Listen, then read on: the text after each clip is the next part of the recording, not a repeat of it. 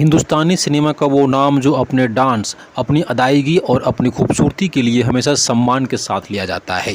देश की लाखों लड़कियों के लिए प्रेरणा का स्रोत है वैजयंतीमाला। दक्षिण भारत के वैजयंती ने देश और दुनिया में अपने टैलेंट का डंका बजा दिया था। दोस्तों, वैजयंतीमाला का जन्म 13 अगस्त 1936 को चेन्नई में रहने वाले एक अयंगर ब्राह्मण परिवार में हुआ था। इनके पिता का नाम एम.डी. रमन और मां का नाम वसुंधरा देवी था। इनकी मां भी अपने ज़माने की दिग्गज अदाकारा और नृत्यगान रह चुकी है। 40 के दशक में तमिल फिल्म इंडस्ट्री में वैजयंती की मां वसुंधरा देवी का बड़ा नाम था। चूँकि मां एक प्रख्यात अभिनेत्री थी और अक्सर वह व्यस्त रहती थी, तो वैजयंती की परवरिश उनकी नानी यादवगिरी देवी ने की थी। नानी ने वैजयंती को छोटी उम्र से डिसिप्लिन से जीवन जीना सिखाया था।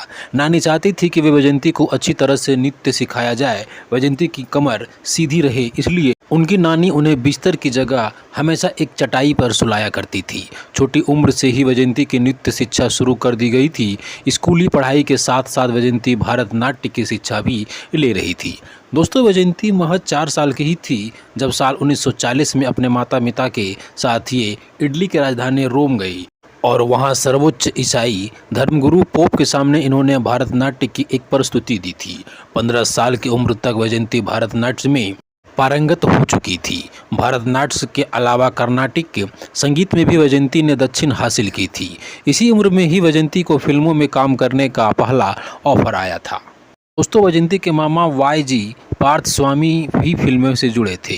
वे न केवल एक एक्टर थे बल्कि तमिल नाटक लेखक भी थे। यही वजह है कि तमिल फिल्मी शख्सियतों का वैजयंती के घर आना जाना लगा रहता था।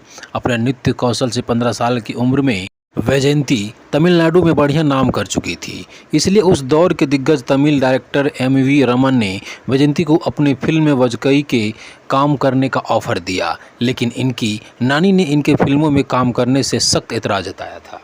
दोस्तों, उन्हें फिक्र थी कि अगर वैजयंती फिल्मों में काम करने लगी तो उसका नृत्य और पढ़ाई छूट जाएंगे।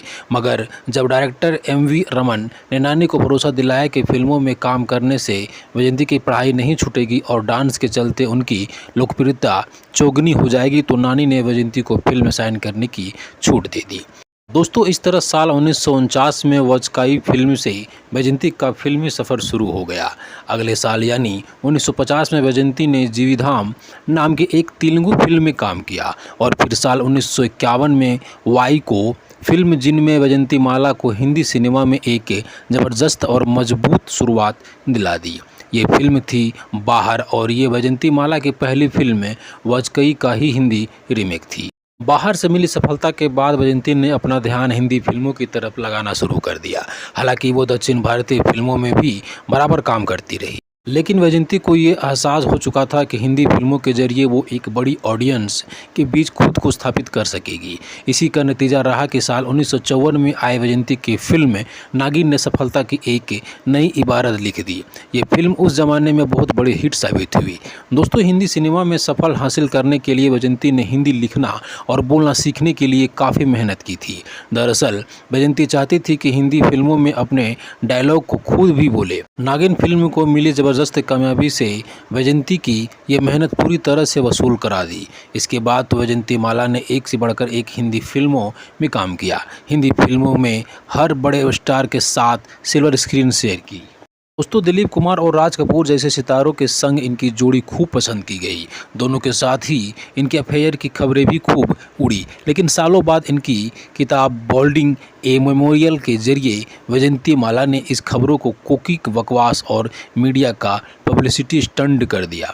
दोस्तों, न केवल एक्टिंग बल्कि डांस के जरिए भी ये लोगों को दिल जीत रही थी और केवल शास्त्रीय नृत्य की नहीं, वेस्टर्न डांस में भी वैजयंती बेहद माहिर थी। साल 1957 में आई फिल्म आशा में उन्होंने वेस्टर्न डांस करके लोगों को चौंका दिया था।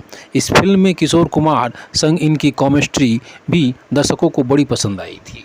दोस्तों, वैजयंतीमाला की निजी ज़िंदगी की बात करें तो इन्होंने डॉक्टर चमनलाल बाली से शादी कर ली। चमनलाल बाली राज कपूर के पर्सनल फिजिशियन थे और पहले से शादीशुदा थे। पहले शादी से उनके 3 बेटे भी थे।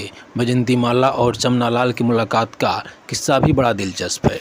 एक दफ़ा वैजयंती कश्मीर में डल झील पर किसी फिल्म की शूटिंग कर रही थी।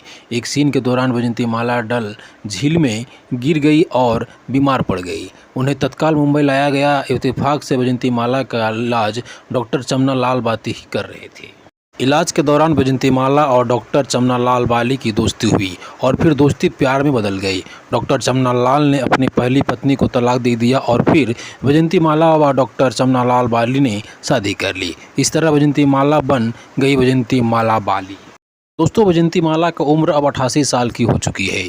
उम्र के इस पड़ाव पर आकर उन्होंने खुद को सोशल लाइफ में पूरी तरह दूर कर लिया है।